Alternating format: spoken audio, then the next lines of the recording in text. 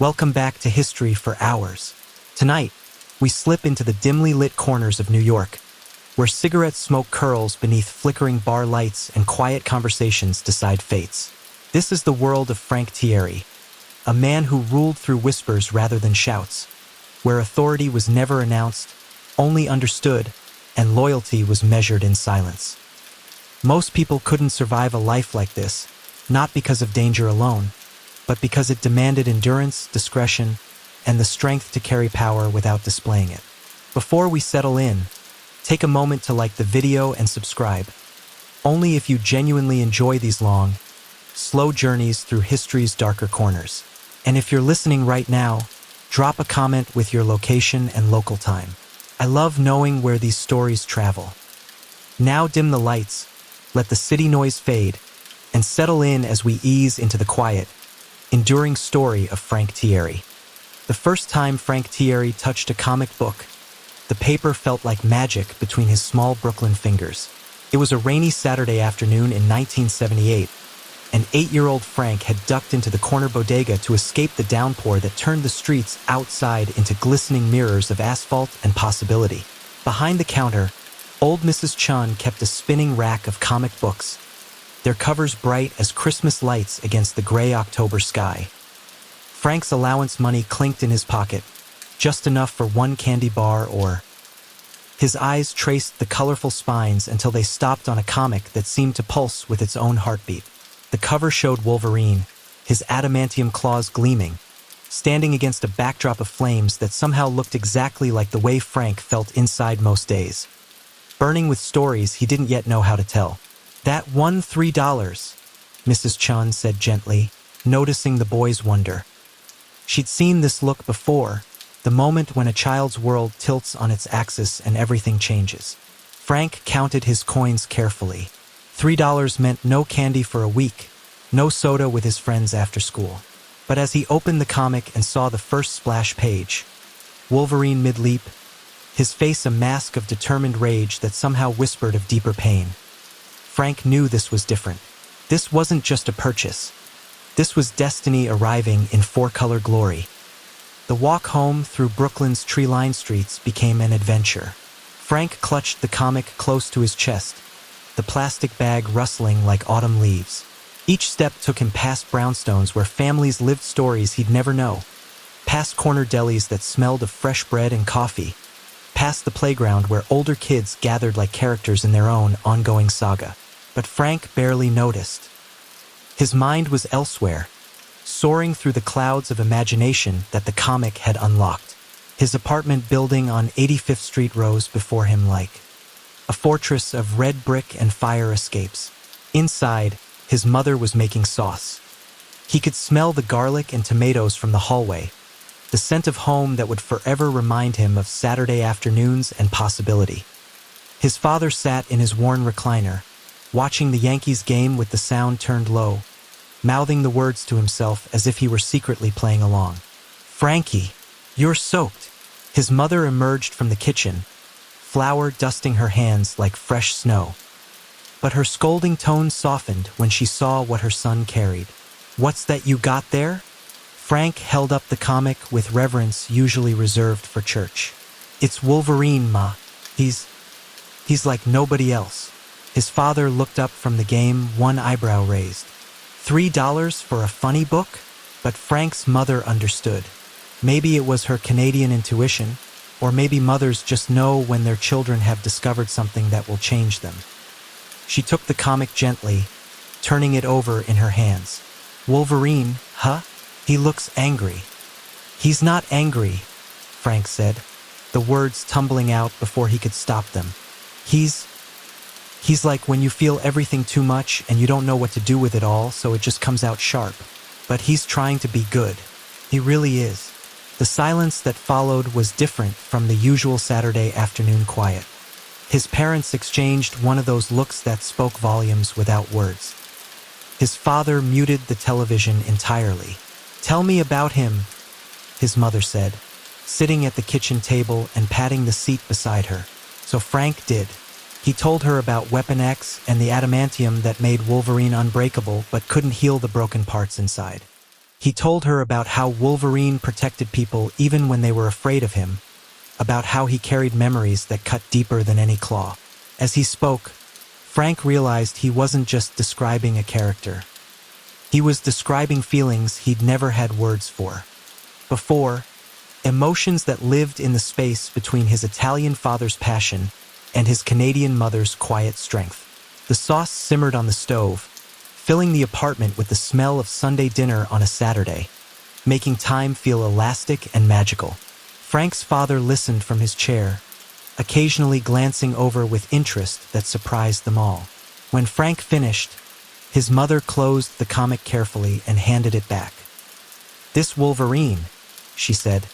"He sounds like he has a good heart, even if life hasn't been good to him." "That's exactly it." Frank's voice cracked with excitement. "That's why I want to make stories like this. Stories where people are messed up and broken but still trying. Because that's everyone, right? That's all of us."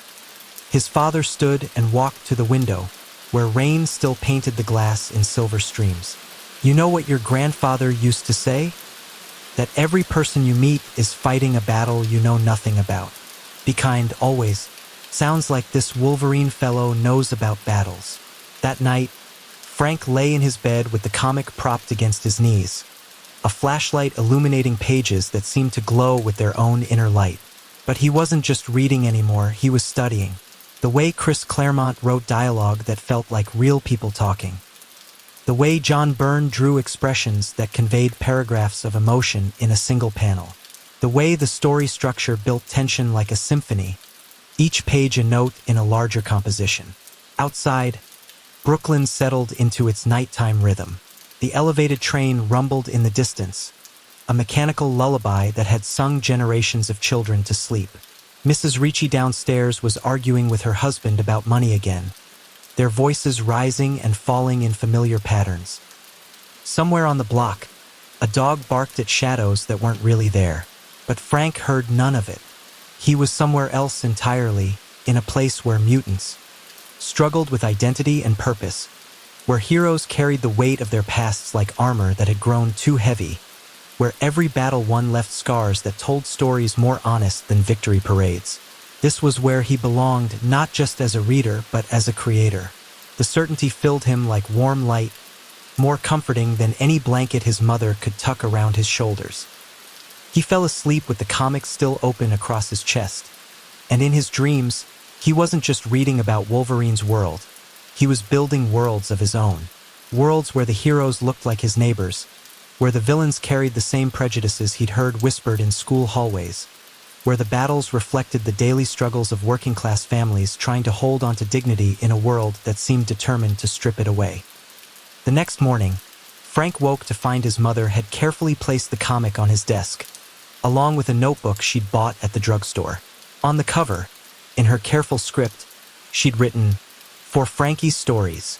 That notebook would become his first sanctuary.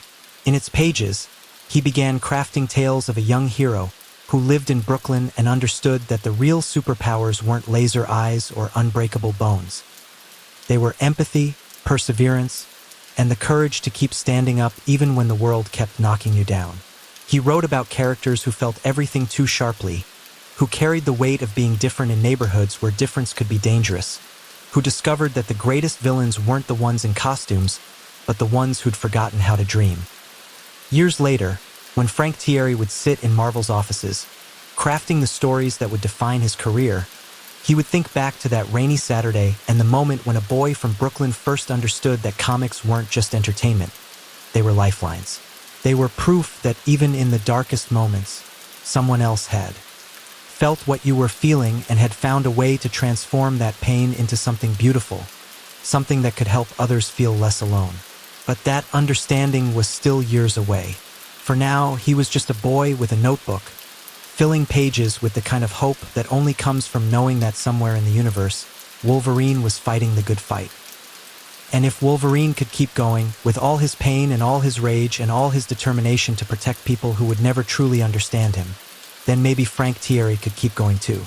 The rain had stopped by the time Frank left for school Monday morning. Brooklyn glistened like a newly minted coin, and somewhere in the distance, He could swear he heard the snick of adamantium claws extending, calling him toward a future he couldn't yet imagine but somehow knew was waiting. The comic book shop smelled like musty paper and stale coffee, but to 12-year-old Frank Tieri, it might as well have been heaven with fluorescent lighting. 3 years had passed since that rainy Saturday afternoon when Wolverine first clawed his way into Frank's heart. And in that time, the boy from Brooklyn had become something of a regular at the cramped store on 18th Avenue.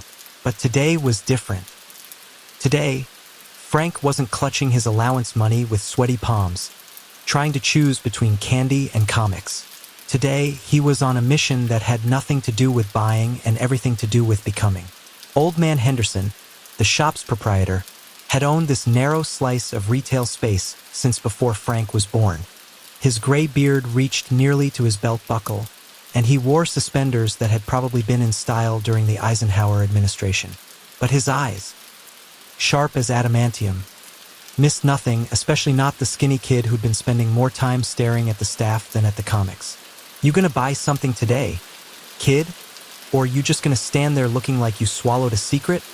Henderson's voice carried the gravel of 1,000 cigarettes, but there was warmth beneath the roughness. Frank stepped forward, his heart hammering against his ribs like it wanted to escape. In his hands, he clutched a notebook, the same one his mother had bought him 3 years ago, now filled with pages of careful handwriting, margin notes, and sketches that had started as crude doodles but evolved into something more. "I want to work here," Frank blurted out, the words tumbling over each other like kids rushing for the last slice of pizza. Henderson's white eyebrows climbed toward his receding hairline. "Work here? You can't be older than what, 12? 13 next month," Frank corrected, though the distinction felt meaningless. "And I know more about comics than anyone else who comes in here. Test me." The old man leaned back in his creaky wooden chair, the kind that probably predated the shop itself. Several customers, mostly teenagers and a few college students, glanced over with mild interest. This was part of the ecosystem of the store, the kind of small drama that played out regularly in the space between fantasy and commerce. "All right, wise guy, tell me something I don't know about Wolverine." Henderson's tone was casual, but his eyes had sharpened. Frank didn't hesitate. His voice carried the music of pure enthusiasm as he launched into a detailed analysis of Weapon X, of Logan's psychological complexity, of how the character represented something deeper than just another superhero. He spoke of Chris Claremont's writing philosophy, of how Wolverine's berserker rage wasn't just cool action but a metaphor for the uncontrollable aspects of human nature. He talked about Barry Windsor Smith's art in the Weapon X origin story, how the artist used shadow and negative space to suggest horrors that were more effective left to the imagination. The shop grew quiet as Frank spoke. Customers who had been browsing slowly gravitated toward the counter, drawn by the passion in the boy's voice. Henderson listened with increasing attention, occasionally nodding or raising an eyebrow at particularly astute observations. Okay. Henderson held up a hand when Frank paused for breath. "You know your stuff, but knowing about comics and working in a comic shop are two different things." "I'll do anything," Frank said. "Sweep floors, organize back issues, alphabetize the shelves. I just need to be here, where the stories live." The old man studied him for a long moment. In that gaze, Frank felt something important was being decided. Not just about a job, but about a future he couldn't yet imagine. Finally, Henderson reached beneath the counter and pulled out a key attached to a faded lanyard. "Storage room needs organizing. 6 a.m. tomorrow. Don't be late, don't complain, and don't expect to get paid more than minimum wage." Frank's face lit up like the neon sign in the window. "Yes, sir. Mr. Henderson. Just Henderson will do. And kid," the old man leaned forward, "tomorrow, bring me something you've written. Not something you copied from a comic. Something that's yours alone." That night, Frank sat at his bedroom desk, staring at a blank page that seemed to mock his ambition. All around him, Brooklyn hummed its nighttime symphony. Sirens in the distance, the rumble of the N train on the elevated tracks, Mrs. Ricci's television playing too loud through thin walls. But for once, These familiar sounds couldn't comfort him. He needed to create something worthy of tomorrow, something that would prove he wasn't just another fanboy with delusions of grandeur. His notebook lay open beside him, filled with 3 years of observations, character analyses, and story fragments. But Henderson hadn't asked for any of that. He wanted something original, something that came from Frank's own heart rather than his encyclopedic knowledge of other people's creations. The page remained stubbornly blank as minutes, stretched into hours. Frank's pencil hovered uselessly above the paper, occasionally making contact only to produce nothing more than frustrated scribbles or half-formed ideas that died before they could breathe. His bedroom walls were covered with comic book posters, Spider-Man swinging between skyscrapers, Batman brooding on a gargoyle, Wonder Woman standing fierce and proud in her star-spangled armor. Usually, these images fueled his creativity, but tonight they felt like impossible standards he couldn't hope to meet. Then, as midnight approached and Brooklyn's rhythms finally quieted into something resembling peace, Frank thought about his grandfather. Vincenzo Tieri had come to America from a small village outside Naples, carrying nothing but a battered suitcase and dreams big enough to fill the Atlantic Ocean between. He'd worked construction until his hands were permanently calloused, learning English from radio programs and comic strips in the newspaper. When Frank was 5, his nano had told him about the war, about hiding in barns while German soldiers searched for resistance fighters, about the Italian family who'd risked everything to protect a group of Jewish refugees. Stories, his grandfather had said, patting young Frank's head with those weathered hands. They're what we carry when we can't carry anything else. They make us human when the world tries to make us animals. Frank's pencil began to move, not with superhero battles or cosmic adventures, but with something simpler and infinitely more terrifying: truth. He wrote about a boy named Marco who lived in Brooklyn and felt too much. Marco's father worked construction and came home smelling of concrete dust and ambition, while his mother worked nights at the hospital and carried stories of life and death in her tired eyes. Marco had a friend named Carlos who was teaching him Spanish cuss words, and a girl named Sarah who lived upstairs and sometimes let him walk her to school even though she was 2 years older and way out of his league. The story wasn't about saving the world or defeating supervillains. It was about Marco saving a kitten that had gotten stuck in the tree outside their building, about how he'd climbed higher than he'd ever dared before, about how the branches shook and the wind made the whole world seem like it might tip over. It was about reaching the kitten, a tiny orange ball of terrified fluff, and realizing that bravery wasn't the absence of fear but the decision to keep climbing despite it. Frank wrote until his hand cramped, until the numbers on his bedside clock read 3:47 a.m., until he had 12 pages that felt like he'd reached inside his own chest and pulled something out that he'd never known was there. The story ended with Marco back on solid ground, the kitten safe in his arms, looking up at Sarah's window where she'd watched the whole rescue. She smiled. Not the teasing smile of an older girl, but something genuine, and Marco understood that sometimes the bravest thing you can do is let someone see you being brave. When Frank finally climbed into bed, the pages lay on his desk like a promise kept to himself. He didn't know if the story was good. He suspected it probably wasn't, not really, but it was honest.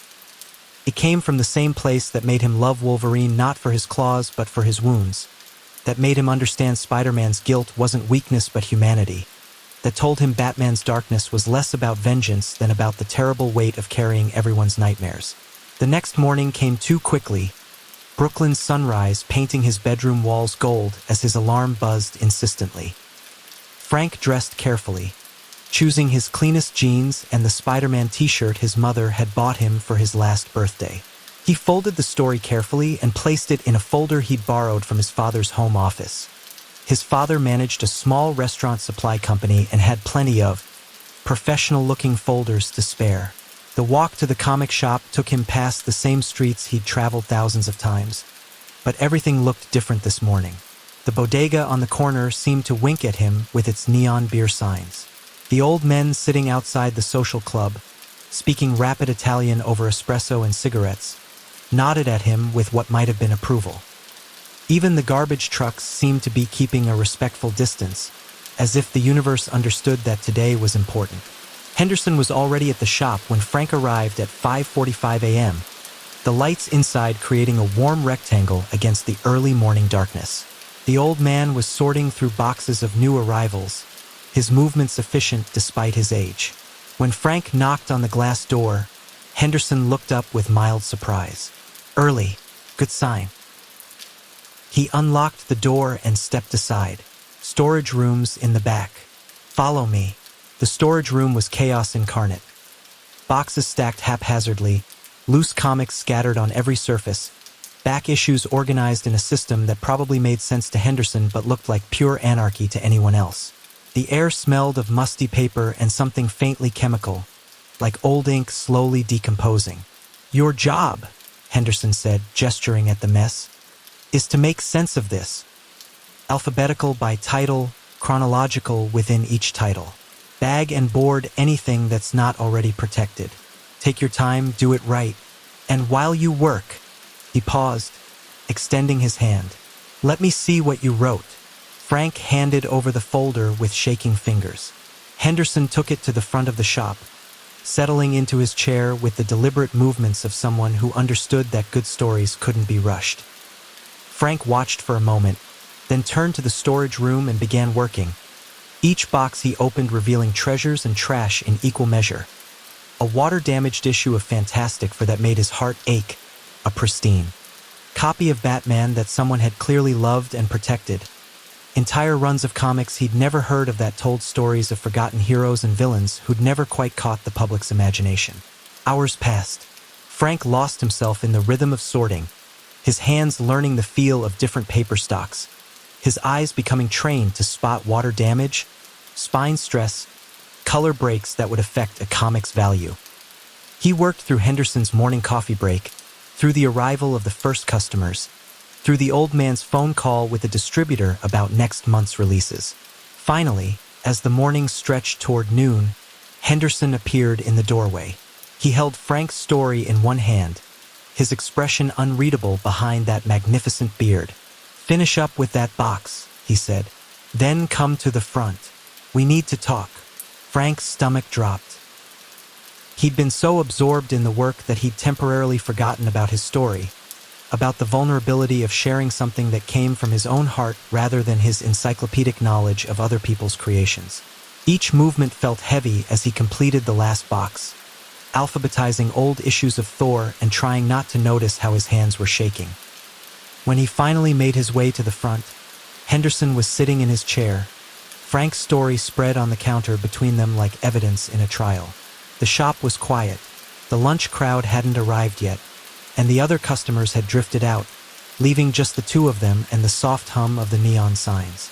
Sit, Henderson said, gesturing to the stool behind the counter. Frank sat, his heart hammering so loudly he was certain the old man could hear it. You want to know what I think? Henderson asked. Frank managed to nod. I think this story is rough as hell. Your dialogue sounds like you're trying too hard to sound like an adult. Your pacing is off.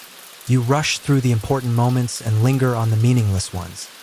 Your description of Brooklyn reads like someone who's never actually looked at their own neighborhood. Each word hit Frank like a physical blow. He felt his face growing hot, his eyes stinging with tears he refused to let fall. But, Henderson continued, and something in his voice changed, became almost gentle. You also wrote something here that's real. This Marco kid? He's you, obviously, but he's also every kid who's ever felt too much and not known what to do with it all. The way you write about climbing that tree, that's not just about saving a kitten. That's about being 13 and feeling like the whole world's watching and judging and finding you wanting. And that ending, that smile from Sarah, that's hope, kid. That's the real deal. He folded the pages carefully and handed them back. You can work here, Henderson said. 3 days a week after school, Saturdays when you can. Same pay I mentioned. But here's the thing, you keep writing. 1 story a week, doesn't matter how long. Bring them to me. We'll talk about them. And maybe, just maybe, by the time you're old enough to actually work here full-time, you'll have figured out how to write something that doesn't sound like you're trying to be someone else. Frank took the story, his hands trembling for an entirely different reason now. You mean it. His voice cracked. I don't say things I don't mean. Now you've got school in. Henderson glanced at the clock. 40 minutes. Finish up that last box, then get moving. And kid, as Frank started to turn away, that story is not good yet, but it's true. And in this business, true beats good every damn time. As Frank walked home that afternoon, Brooklyn itself seemed to celebrate with him. The leaves on the trees whispered congratulations in the autumn breeze.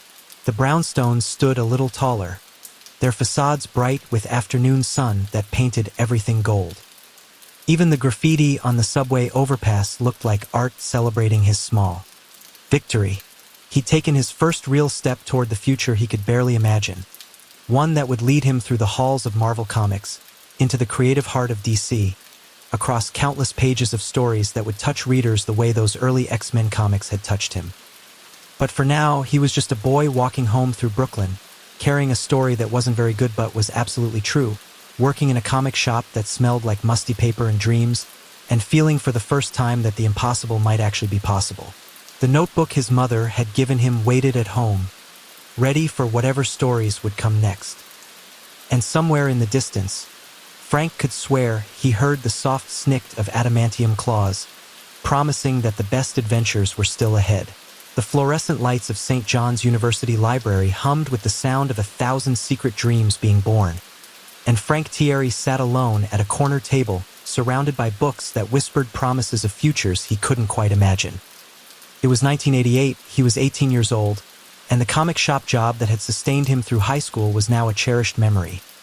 Henderson had retired the previous summer, selling the store to a young couple who spoke more about profit margins than they did about storytelling magic. Frank's graphic design projects lay scattered before him like failed experiments, each one technically proficient but missing something essential.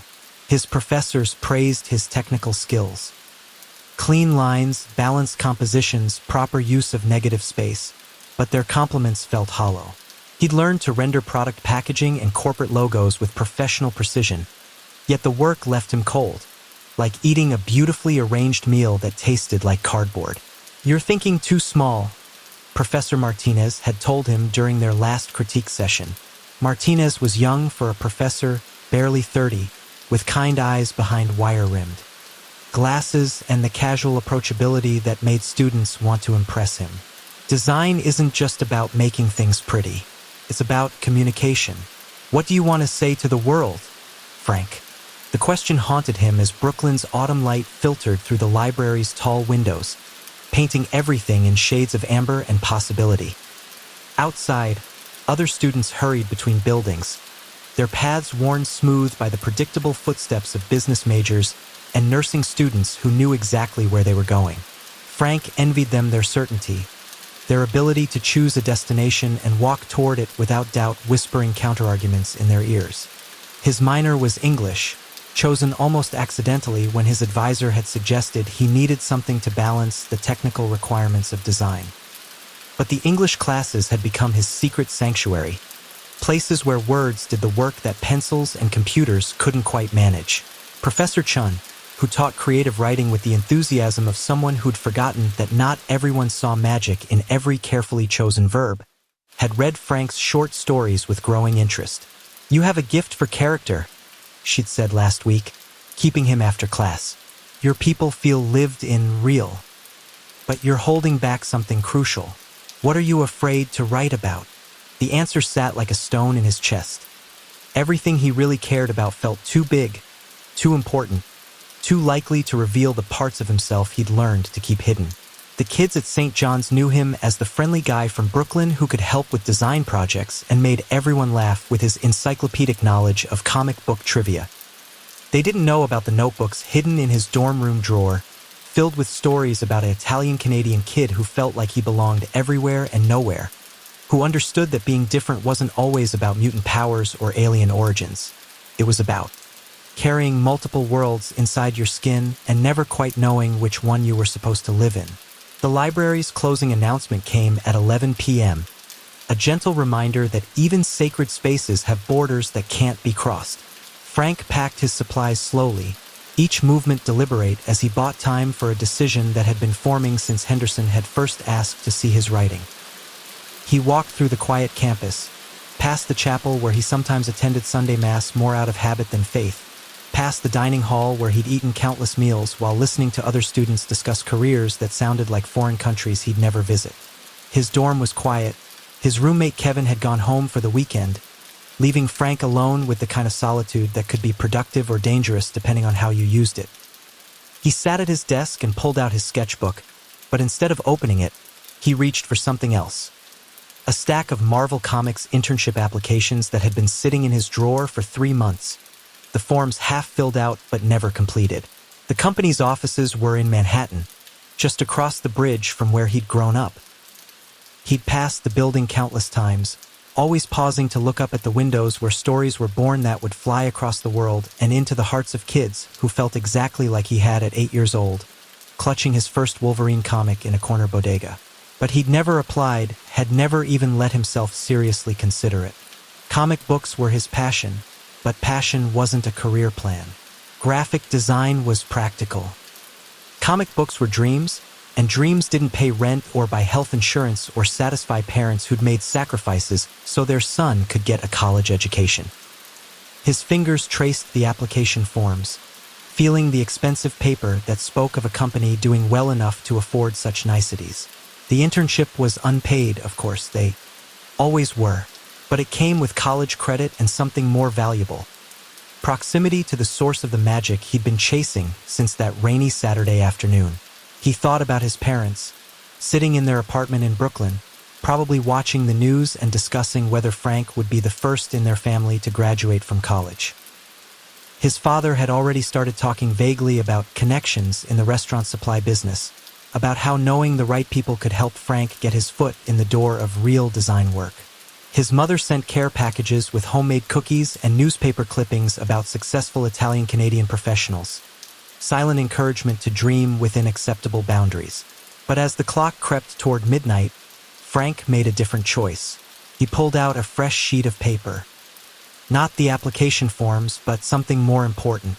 He began writing a letter to Marvel's internship coordinator, but it wasn't the usual resume padding exercise. Instead, he wrote about being 8 years old and discovering that words and pictures could combine to create something that felt like breathing for the first time. He wrote about growing up in Brooklyn, about understanding that heroes weren't perfect people but broken ones who kept standing up. He wrote about Wolverine and why Weapon X mattered beyond the cool claws, about how comic books had taught him more about human nature than any psychology class. The letter was 12 pages long when he finished, written in his careful script with sketches in the margins. Character designs for new heroes who looked like his neighbors, villains who carried the prejudices he'd heard whispered in school hallways, sidekicks who understood that being different was a superpower even when it felt like a curse. He addressed it not to the generic internship coordinator but specifically to Mike Martz, the editor whose name he'd seen in countless comic credits, the man who seemed to understand that great stories came from real places even when they featured people who could fly or shoot lasers from their eyes. Dawn was breaking over Brooklyn when Frank sealed the envelope and walked to the 24-hour post office on 4th Avenue. The clerk took his money with barely a glance, treating another college student's letter like any other piece of mail. But Frank knew this was different. This was him choosing to leap without being able to see where he would land, to trust that the stories he'd been carrying since childhood were worth sharing with the world. The walk back to campus took him over the Brooklyn Bridge, Manhattan emerging from morning fog like something from a fairy tale. He stopped halfway across and leaned against the railing, watching the city wake up below him. Tugboats pushed barges up the East River. The Statue of Liberty stood sentinel in the distance, and somewhere in those gleaming towers, editors and artists and writers were already starting their day, creating the stories that would travel the world and find their way into the hands of kids who needed exactly what Frank had needed. Proof that being different wasn't just okay, it was necessary. That the broken parts of you weren't something to hide but something to build from. That climbing the tree to save the kitten was worth the risk of falling. He pulled out his notebook, the same one his mother had given him years ago, now filled with observations and character sketches and fragments of dialogue that came from listening to his neighborhood with new attention. On a fresh page, he wrote, first day of the rest of everything. Classes would start in 2 hours. He had a graphic design project due that afternoon, a creative writing assignment he'd been avoiding, and reading for his literature seminar. But as he walked back to his dorm, Frank felt lighter than he had in months. The letter was sent, the choice made, the bridge crossed in both directions. Whatever happened next would happen because he'd been brave enough to try. His roommate Kevin returned that evening, finding Frank hunched over his drafting table working on a comic page that had nothing to do with any assignment.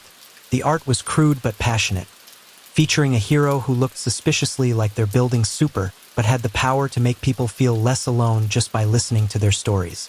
"Dude," Kevin said, dropping his weekend bag, "what are you working on?" Frank looked up, his eyes bright with the exhaustion that comes from staying up too long doing something that matters. "The future," he said simply. "Maybe. Hopefully." Kevin glanced at the page, then at his roommate's expression, then back at the art. "Looks like the future's pretty cool." Over the following weeks, Frank fell into a rhythm that felt like purpose disguised as routine. He attended his design classes, completed his assignments with the professional competence that kept his professors satisfied, and spent his evenings in the library either researching Marvel's history or working on new stories that felt increasingly honest. Professor Chen noticed the change in his creative writing submissions, fewer exercises in style and more excavations of truth. "Your voice is emerging," she told him after reading his latest piece about a young man who discovers his grandfather's immigration story hidden in an old comic book collection. "It has the quality of someone who's decided what matters to them." The letter to Marvel received no immediate response, which Frank tried to tell himself was normal. Large companies moved slowly, especially when dealing with unsolicited applications from college students who wrote 12-page personal essays instead of filling out forms correctly. But as November stretched into December, he began to wonder if he'd been foolish to think that passion could substitute for following instructions. Then, on the last day of classes before winter break, as Frank was packing his dorm for the trip home to Brooklyn, his roommate Kevin burst through the door waving a piece of official-looking letterhead like it was a winning lottery ticket. "It's from Marvel." Kevin was practically dancing. "Dude, it's from Marvel." The letter was brief and businesslike, signed by Mike Martz himself, but the content made Frank's hands shake as he read it. "Dear Frank, thank you for your letter, which was forwarded to me by our internship coordinator. I've been working in comics for 15 years, and I can honestly say I've never read an application quite like yours. Your understanding of what makes these characters matter goes far beyond the typical fan enthusiasm we see. We don't have any internship openings at the moment, but I'm always looking for sharp young people who understand that comics are about more than just powers and fights. If you're in the city over winter break, I'd like to meet for coffee and talk about your ideas. The industry needs voices like yours, voices that understand the human element behind the masks. Best regards, Mike Martz, Associate Editor, Marvel Comics." That night, Frank called his parents from the dorm payphone, his voice crackling with excitement through the connection that seemed to stretch across more than just physical distance. His mother listened with growing concern as he explained his plans, while his father made skeptical noises in the background. "Graphic design is your major," his father finally said, taking the phone. "This comics thing, it's fine as a hobby, but you need to think about your future, Frankie. About security, about building something real." But something in Frank's voice must have convinced them, because 2 days later he was sitting in a small coffee shop in Manhattan, across from Mike Martz, who turned out to be younger than expected but carried himself with the easy confidence of someone who'd found his calling early and never looked back. "I'm going to be honest with you," Martz said, stirring his coffee thoughtfully. "Marvel's in a weird place right now. The speculator market's dying, retailers are nervous, and we're trying to figure out what the next 20 years look like. But I read your letter, and I thought, this kid gets it.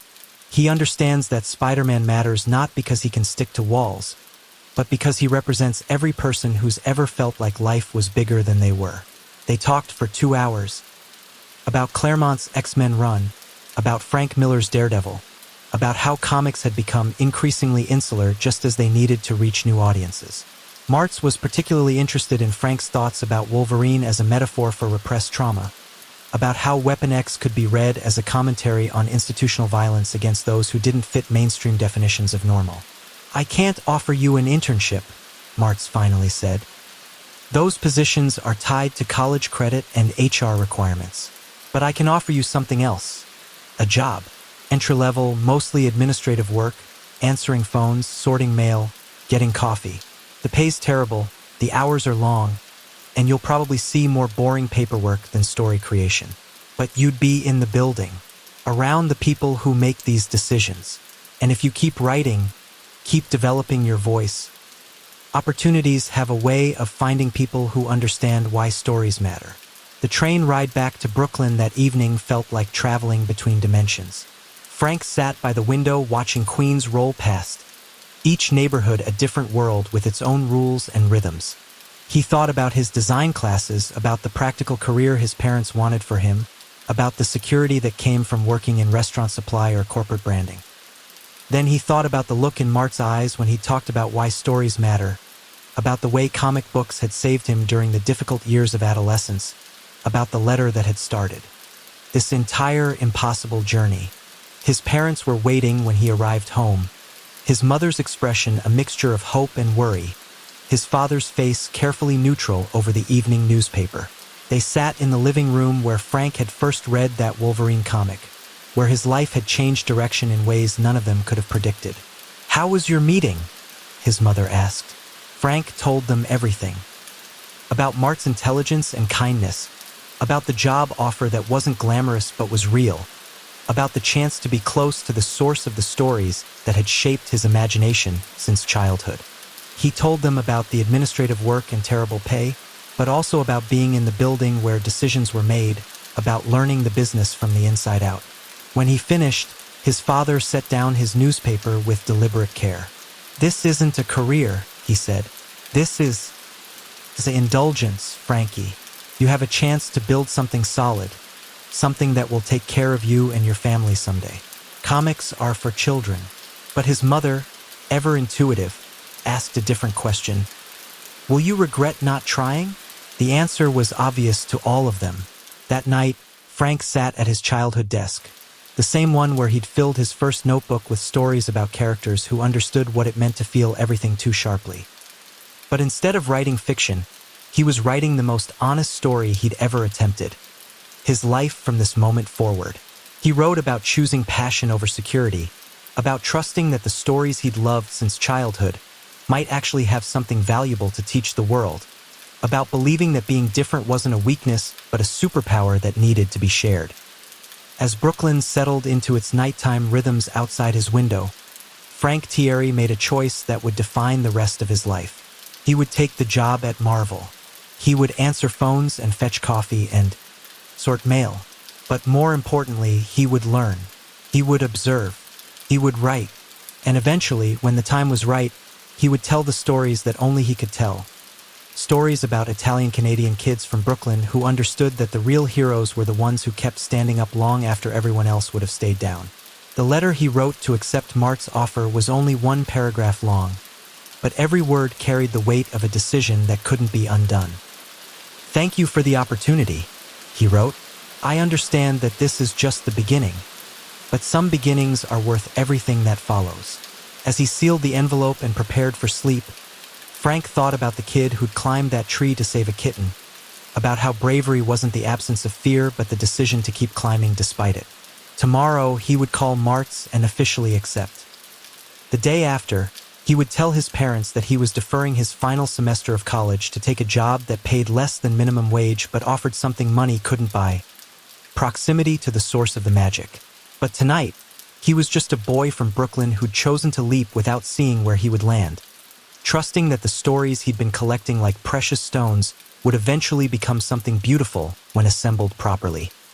Outside, the N train rumbled by on its eternal circuit, carrying late-night passengers to destinations both practical and profound. And somewhere in the distance, Frank could swear he heard the soft snick of adamantium claws extending, promising that the best adventures always began with the courage to take the first impossible step. The Marvel Comics building at 387 Park Avenue South didn't look like the source of dreams. It looked like exactly what it was: a midtown Manhattan office building with security guards who checked IDs and receptionists who answered phones and elevators that smelled faintly of cleaning products and ambition. But to Frank Tieri, reporting for his first day of work in January 1989, it might as well have been the fortress of solitude and Xavier School for gifted youngsters rolled into one. The security guard barely glanced at Frank's temporary ID before waving him through, but Frank felt like he was passing through a magical barrier. The lobby was all chrome and marble, corporate anonymity that could have belonged to any insurance company or law firm. But the walls, those were different. They held framed comic book covers like museum artifacts, each one a frozen moment of cultural significance. Spider-Man's first appearance, the X-Men's debut, Captain America's triumphant return. The history of American popular culture rendered in four-color glory. Mike Martz met him by the elevator, looking exactly like he had in the coffee shop, but somehow more real now, surrounded by the trappings of his actual life. "Ready for this?" he asked, pressing the button for the 15th floor. "Because I've got to warn you, the glamorous part of working in comics is about 15% actual glamour and 85% learning that even dreams have paperwork." The elevator rose with mechanical indifference, carrying them past floors that belonged to other companies with other dreams. Frank's heart hammered against his ribs. He'd imagined this moment so many times, the first step into the place where magic happened. But his fantasies had never included the mundane details. The way Martz checked his watch with the reflex of someone who lived by deadlines, the coffee stain on his tie that suggested mornings started early and ran late, the slight smell of stale cigarettes that clung to his blazer like an old habit trying to die. The 15th floor revealed itself in stages. First came the reception area, smaller than Frank had imagined, with a young woman who couldn't have been older than 25 managing phone calls and visitor badges and schedules with the calm efficiency of someone who'd learned to juggle chainsaws early in life. Behind her, the office opened up like a beehive, cubicles stretching away into artificial distance, each one occupied by people who looked both too young and too old for the work they were doing. "Welcome to Marvel," Martz said, his voice carrying the particular tone of someone giving a tour they'd given too many times before. "This is where we coordinate between creative, editorial, production, sales, marketing, and about 8,000 other moving parts that have to synchronize perfectly to get a comic from someone's imagination to a store shelf." Frank followed him through the maze, trying to take it all in while appearing casual. The walls here were different from the lobby's museum pieces. These showed works in progress, artist sketches taped up beside color guides, editorial notes scrawled directly on copies of pencil art. He saw a page of X-Men in progress, Cyclops' optic blast rendered in bright red marker with a note reading, "Needs more energy. This looks like he's gently suggesting the bad guys leave." Near the coffee machine, someone's break room doodles had evolved into a surprisingly detailed sketch of Spider-Man sitting on a gargoyle, looking down at the city with an expression that suggested he was thinking about calling in sick tomorrow. "This is your desk," Martz said, stopping at a cubicle that was both exactly like and completely different from the others. "It's not glamorous, but it's yours. Computer's ancient, phone works most days, and the chair's seen better decades. But from here, you'll learn how this whole ridiculous operation actually functions." The desk was indeed ancient, the kind of institutional furniture that had probably survived the Carter administration. But someone had personalized it. A Captain America coffee mug held an impressive collection of pens. A Spider-Man action figure stood guard beside the phone, and someone had drawn what appeared to be a very professional rendering of the Hulk on a sticky note, complete with tiny suit and tie. "Your first job," Martz continued, pulling out a stack of papers that seemed to have materialized from nowhere, "is to read these submissions, fan mail, unsolicited pitches from people who think they've got the next big idea. Most of it's terrible. Some of it's insane. You'd be amazed how many people think Marvel needs to publish their manifesto about how everything's a conspiracy. But occasionally you'll find something interesting. Your job is to read everything, write a one-paragraph summary of each submission, and flag anything that might actually be worth the editor's time.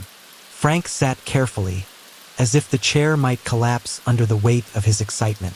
The first submission was handwritten on notebook paper, the letter writer proposing a character whose power was apparently being able to see through all the lies that the government tells us about everything. The second was more professional, a typed proposal for a team of heroes who were all professional wrestlers, complete with elaborate backstories that read like soap opera plots. The third was from a prison inmate who'd clearly been reading too many Punisher comics and wanted Marvel to publish his story about a vigilante who only killed people who deserved it, but like more than the Punisher does, because the Punisher's getting soft. By lunchtime, Frank had worked through 15 submissions. 4 were genuinely unhinged. 10 were simply bad, poorly written, derivative, or fundamentally misunderstanding what made Marvel characters work. But one, he read it twice, then a third time. The submission came from an address in Queens, written by someone named Gail. No last name, just Gail. It wasn't professionally formatted, but the writing had something, a voice that understood these characters as people rather than powers. It was a story about Rogue dealing with the psychological aftermath of absorbing someone's memories permanently, about what it meant to lose pieces of yourself while gaining pieces of others. The dialogue felt real in a way that submissions rarely achieved. He flagged it for Martz, who read it over lunch while they ate sandwiches from a deli that catered primarily to people who measured their days in deadline crunches. "This is interesting," Martz said finally. "Raw, needs work, but this Gale person understands something important about psychological consequences. Good eye." The afternoon brought different tasks: calling distributors to check on printing schedules, organizing color guides for an upcoming issue of X-Men, learning to use a computer system that seemed designed by someone who hated efficiency and everyone who used it. Frank answered phones and directed calls, each one a tiny responsibility that felt enormous. When someone from Wizard magazine called to confirm details about a cover story, Frank managed to handle it without sounding like he'd been working there for less than a day. The Marvel offices had their own rhythm, a daily choreography that he'd need months to understand completely. Morning was for coffee and planning, filled with the kind of casual conversation where massive decisions got made between discussions of weekend plans and last night's television. Afternoon was for execution. Phones ringing, emails flying, deadlines looming like storm clouds on the horizon. People moved between cubicles with purpose, carrying pages of art that might have taken someone weeks to create, discussing them with the casual authority of people who'd forgotten these weren't just pages but pieces of someone's soul rendered in ink and pencil. About 4 p.m., the energy shifted. Creative people started arriving. Artists stopping by to drop off work, writers come to discuss plots, freelancers working on projects that would keep them employed for the next several months. Frank watched them with the hunger of someone who'd found the entrance to the world's best restaurant and was now waiting for a table. He met his first real writer that afternoon, a guy named Fabian who was working on X-Men, friendly in the way that successful people often are when they remember being the youngest person in the room. When Martz introduced them, Fabian shook his hand with genuine warmth. "So you're the new guy," Fabian said. "Mike tells me you actually understand that Logan's more interesting when he's not stabbing things." They talked for 15 minutes about writing, about character development, about the difference between plot-driven and character-driven stories that Frank had been trying to articulate since that first story about Marco and the kitten. Fabian talked about how the best X-Men stories weren't really about mutant powers. They were about being different in ways that made the world uncomfortable, about found families and the terrible weight of being stronger than everyone around you. "Your job," Fabian told him as he prepared to leave, "is to learn everything you can from this place. Not just about making comics, but about why we make them. Because trust me, there are easier ways to make a living. You do this because you can't not do it." By 6 p.m., most people had drifted away, heading home or to second jobs or to the kind of evening plans that Frank, as the new guy without seniority, wouldn't be included in yet. Martz stopped by his desk one last time before leaving. "You did good today," he said.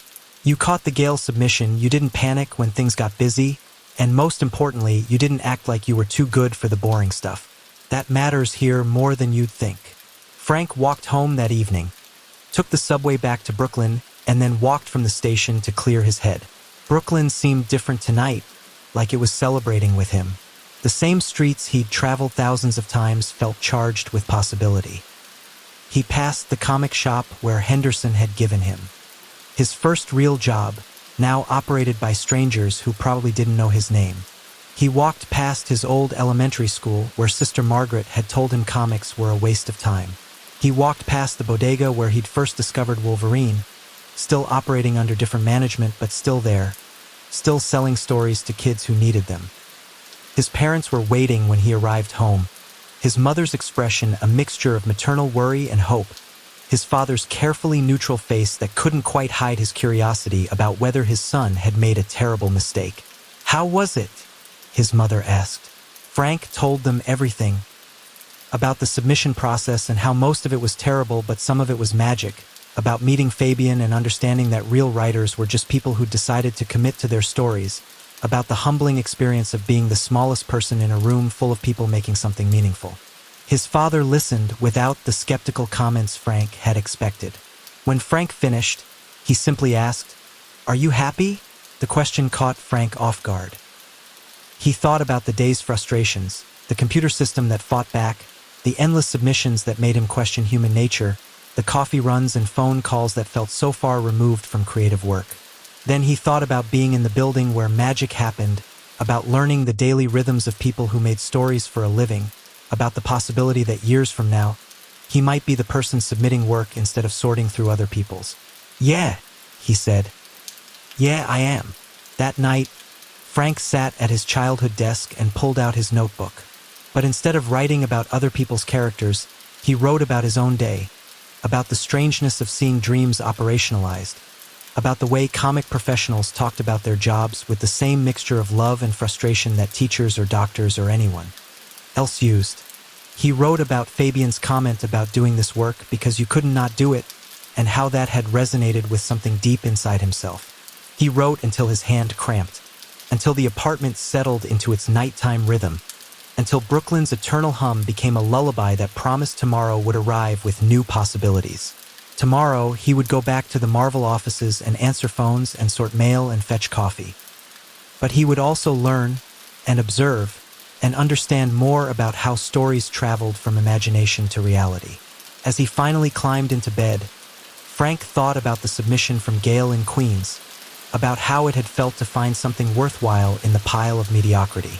Someday, he thought someone might find his own submission in a similar pile and recognize that spark of recognition, that moment when a story understands something true about being human. The last thing he did before sleep was write a note to himself in his notebook. Find Gail. Tell her to keep writing. Because sometimes one person believing in your story is enough to keep you going until the world catches up. Outside, Brooklyn sang its eternal song of possibility and survival, of dreams born in apartment buildings that touched the clouds and realities grounded in rent payments and utility bills. And somewhere in that symphony of hope and practicality, Frank Tieri fell asleep knowing that he'd found his corner of the magic, even if it looked remarkably like an old desk in a corporate office building where dreams got filed alongside tax forms and printing schedules. The next morning would bring new challenges, customers to assist, submissions to evaluate, more coffee to fetch for people who'd forgotten what it was like to be new. But it would also bring him one day closer to telling the stories that only he could tell, about Italian-Canadian kids from Brooklyn who understood that being different wasn't just okay. It was necessary for the world to keep spinning towards something better, and that, he thought as sleep finally claimed him, was worth more than any amount of security or practicality or parental approval. That was worth everything that would follow. The morning Frank discovered Gail Simone was reading his coffee-stained submission notes. He nearly dropped the entire pot of Colombian dark roast that fueled Marvel's Monday morning editorial meeting. It happened in the cramped kitchenette where ambition and caffeine mixed in equal measures, creating a heady cocktail that kept the entire operation running on deadlines and dreams. "You're Frank Tieri," she said. Not a question but a statement of fact, as if his name had been circulating through some underground network of creative minds. Gail looked exactly like her submission letters had suggested. Sharp eyes that missed nothing, an economy of movement that suggested someone who'd learned to make every gesture count. and the kind of confident smile that came from knowing your voice mattered even when the world hadn't caught up yet. Yes.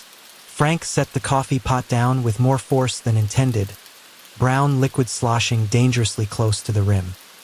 I wanted to thank you, she continued, pouring herself coffee with the casual authority of someone who'd claimed this kitchen as temporary territory, for the notes on my rogue submission, the ones about psychological consequences and Weapon X comparisons.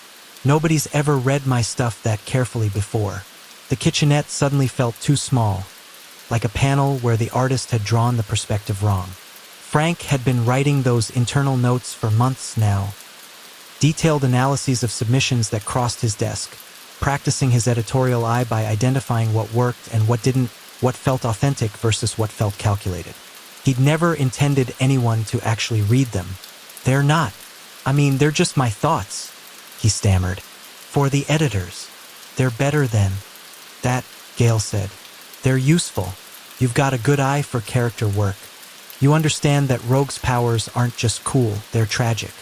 That absorption isn't a superpower, it's a violation. That she doesn't just steal memories, she steals pieces of people's souls, and they're living inside her head forever. She leaned against the counter, studying him with an intensity that made Frank feel like a character in one of his own analyses. You want to get lunch? I want to pick your brain about something I'm working on. That lunch became the first of many conversations that would reshape Frank's understanding of what comic book writing actually meant. Gail had been submitting stories for 2 years, building a reputation through persistence and talent rather than connections. She understood things about character psychology that Frank had been struggling to articulate since that first story about Marco and the kitten.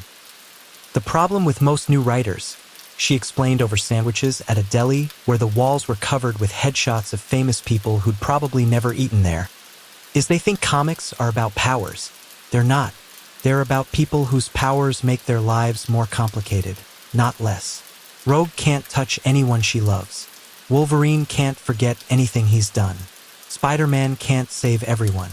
The powers just amplify the human condition. Frank found himself talking more in that hour than he had in months, about growing up in Brooklyn, about feeling like he belonged everywhere and nowhere, about understanding heroism as the ability to keep functioning when everything inside you felt broken. Gail listened with the focused attention of someone who processed stories for a living, occasionally nodding or asking questions that revealed she understood the difference between plot and theme, between character and characterization. You should be writing, she said finally, not just notes about other people's writing, your own stuff. I answer phones, Frank said. I fetch coffee. I'm learning the business from the inside out. That's not the same thing. Gail's tone carried the authority of someone who'd been told no enough times to recognize the sound of dreams being deferred. Learning the business is important, but you're treating this like it's grad school. Like if you just observe long enough, someone will eventually hand you the keys to the kingdom. She was right, and Frank knew it. But the knowledge sat heavily, like a truth he'd been avoiding. He'd been so focused on learning, on observing, on proving himself worthy of the opportunity to create that he'd forgotten to actually create anything. There's a workshop, Gail continued. Meets Thursdays at a bar in the East Village. Real writers, not the wannabes who think being mysterious is the same as having something to say.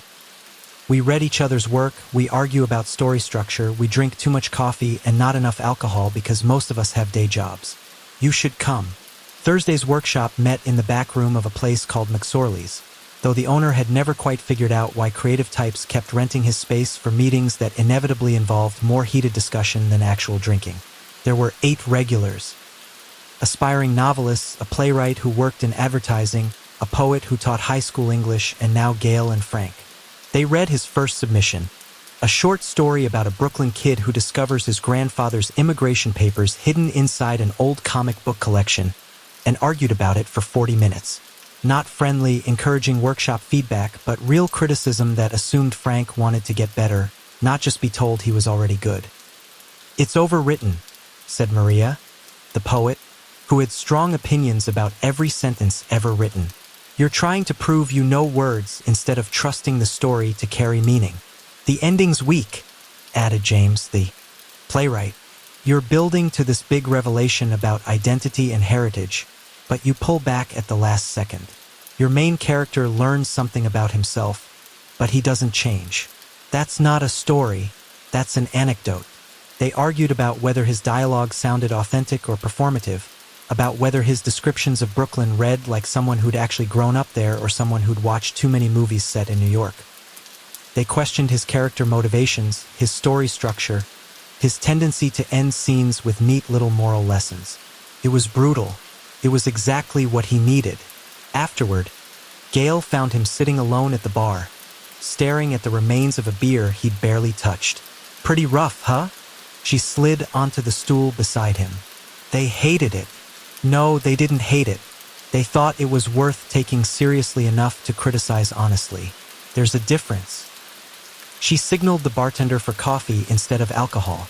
Most of the workshop participants had learned to treat these sessions like the classes they resembled. You know what they're really saying? They're saying you've got the tools, but you're not using them well yet. That's not an insult. That's an invitation to get better. The following weeks fell into a new rhythm. Frank's days remained filled with Marvel's operational demands. Submission evaluations, phone calls, color guide organization, the endless paperwork that kept the creative machine running. But his evenings became devoted to creation, to writing stories that felt more honest than anything he'd attempted before. He wrote about a girl named Rosa who worked in her family's bodega and discovered she could see the future in the patterns of lottery tickets, but only for other people, never for herself. He wrote about Mr. Chan, the elderly shopkeeper who'd sold him that first Wolverine comic, and how the man's kindness toward neighborhood kids masked a history of loss that stretched back to Shanghai. He wrote about his parents, not fictionalized versions but real ones, with their complex negotiations between Italian passion and Canadian practicality, between old-world traditions and new-world improvisation. The workshop tore these stories apart and helped him rebuild them stronger. Maria taught him about the rhythm of language, about how sentences could sing when you stopped trying to make them impressive. James showed him how to structure scenes so that every moment served the larger emotional journey. Gail demonstrated that character authenticity came from understanding that everyone carried contradictions that made them both more and less than they appeared. But something else was happening too. Frank was beginning to understand the difference between writing that was technically competent and writing that actually mattered. It was the same distinction he'd learned to make in comic submissions, the difference between stories that understood character psychology and those that just moved pieces around a plot board. In April, the workshop culminated in a reading at a small independent bookstore in Soho. Each participant selected their strongest piece to share with an audience that might include literary agents, small press publishers, and other industry professionals. Frank chose his story about Rosa and the lottery tickets, the piece that had survived the most revisions and felt closest to something he could stand behind. The audience was small. Maybe 30 people in folding chairs arranged between shelves of books that seemed to lean forward to listen. But among them sat Karen Berger, an editor from DC Comics. She approached Frank afterward with the detached professionalism of someone who'd seen countless young writers come and go. "I liked your story," she said. "The way you write about seeing futures for others but being blind to your own, that's something. Have you ever thought about writing comics?" Frank nearly laughed. "I work at Marvel. I know. I have friends there. They say you understand character work better than anyone they've seen at your level. But understanding something and actually doing it are different things." The conversation lasted 15 minutes. She gave him her card, suggested he send her some writing samples, and mentioned that DC was always looking for new voices who could find the human story inside the superhuman circumstances. Then she was gone, leaving Frank holding a connection to a company he'd grown up viewing as the competition. The following morning at Marvel, Frank found himself looking at his surroundings with new eyes. He'd been so focused on learning the business that he'd forgotten he was also building a portfolio of skills. His submission analyses weren't just practice, they were evidence of his editorial eye. His workshop stories weren't just exercises. They were samples of his ability to write character-driven narratives. His understanding of comics wasn't just knowledge. It was the foundation for a creative voice that might actually have something unique to contribute. Mike Martz noticed the change in his energy immediately. "You're different," he said during their weekly check-in. "Less like someone trying to figure out where they fit, and more like someone who's decided they belong somewhere." "I've been writing," Frank admitted. "Real stories, not just notes. Workshop stuff. And Karen Berger approached me after a reading last week." Martz raised an eyebrow. "Berger? DC's loss is Marvel's potential gain. Though I should probably warn you about something." He leaned back in his chair, steepling his fingers thoughtfully. "You're good at this job. You understand submissions, you handle the administrative work without complaining, and you've got a good eye for talent. That's valuable, but it's also comfortable. It's safe. And the longer you stay comfortable, the harder it becomes to take the risks that actually lead to creative work." The words hung in the air between them like a challenge. "There's a spot opening up," Martz continued. "Assistant editor on one of the lower-tier titles. Nothing glamorous, Spider-Man team-up books, some of the anthology series. But it would get you closer to actual creative decisions. You'd be working directly with writers and artists, learning how scripts get developed, how stories get shaped. It's still assistant-level work, but it's the kind of assistant work that leads to editor positions and eventually to writing. But I'd have to stop doing what I'm doing now." "Exactly. You'd trade security for possibility. Trade learning about the business for learning how to actually make the business work. It's a gamble, but it's the kind of gamble that separates the people who work in comics from the people who make comics." Frank thought about his workshop stories, about Gail's encouragement to trust his own voice, about Karen Berger's interest in his character work. He thought about his parents' hopes for stability, about his father's warnings about following dreams instead of building careers. He thought about the kid who'd climbed that tree to save a kitten because it was the right thing to do even when it was scary. "When do I start?" Martz smiled. "Monday, but take the weekend to think about it. This isn't just a job change, it's a commitment to the possibility that you might actually have something valuable to say, and that saying it is worth more than just observing how other people say things." That weekend, Frank did something he hadn't done since that first story about Marco. He pulled out his first notebook, the one his mother had given him years ago, and started writing not like someone practicing for the future, but like someone whose present had finally arrived. He wrote about working at Marvel, about the strange magic of seeing dreams operationalized, about the realization that every comic issue was the result of dozens of people making thousands of tiny decisions, that somehow resulted in something that could change a reader's life. He wrote until his hand cramped, until the apartment filled with late afternoon light that painted everything in shades of possibility. He wrote about Gail and the workshop, about Karen Berger and the door that had cracked open, about Mike Martz and the choice that couldn't be undone once made. Sunday evening, he called his parents to tell them about the promotion. His mother understood immediately. It was still assistant work, but it was assistant work that moved him closer to the stories instead of just organizing other people's ability to tell them. His father took longer to process, asking practical questions about salary and benefits and career progression that Frank answered as honestly as possible. The call ended with his father saying something unexpected. "Your grandfather used to say that everyone has two jobs, the one that pays the bills and the one that feeds the soul. Sometimes they're the same thing, sometimes they're not. But you know what's worse than having separate jobs? Never trying to make them the same." That night, Frank packed for his new role. Not just the essentials, but also his notebooks, his sketch pads, his collection of observations about what made stories matter. He thought about the kid who'd been afraid to write truth because truth felt too big, too important, too likely to reveal the parts of himself he'd learned to keep hidden. But those parts were exactly what made his writing worth reading. The Italian-Canadian kid from Brooklyn who felt like he belonged everywhere and nowhere. The person who understood that being different wasn't always about superpowers. It was about carrying multiple worlds inside your skin and finding ways to let them all breathe. Monday morning would bring new challenges, new responsibilities, new expectations, new opportunities to fail spectacularly or succeed beyond imagination. But as Brooklyn settled into its Sunday night rhythm, outside his window, Frank Tieri fell asleep knowing that he'd finally stopped observing the magic from a safe distance and stepped directly into its path.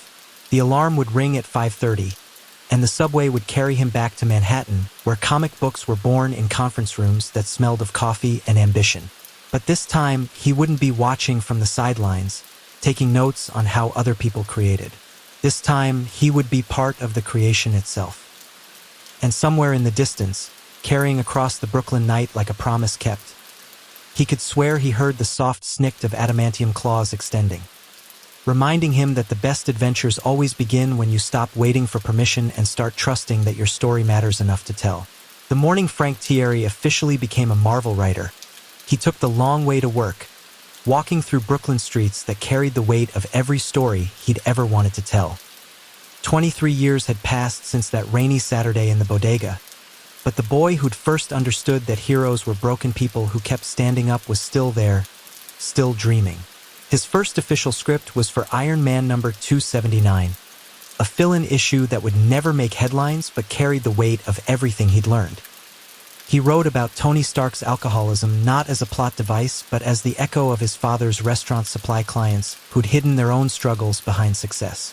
He wrote about Pepper Potts' loyalty as the kind of love that understands your broken parts and chooses to stay anyway. When the issue hit stands, readers wrote letters saying it felt like someone had finally understood why these characters mattered beyond their powers.